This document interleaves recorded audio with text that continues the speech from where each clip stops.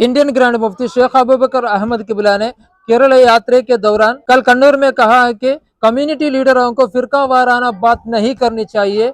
उन्होंने ये भी कहा है कि इससे मुल्क का अमन और समाजी माहौल खतरे में पड़ जाएगा।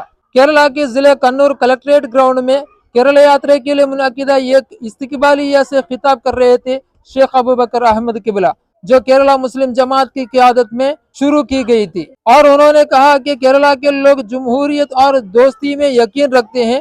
केरला को मजहबी हमआहंगी को तबाह करके लोगों को अलग करने की कोशिश को मुस्तरद करना चाहिए। ये किसी भी जमहूरी मुआशरे में नाकाबिल कबूल है। इसके साथ उन्होंने कहा कि हमें इंसान होना चाहिए।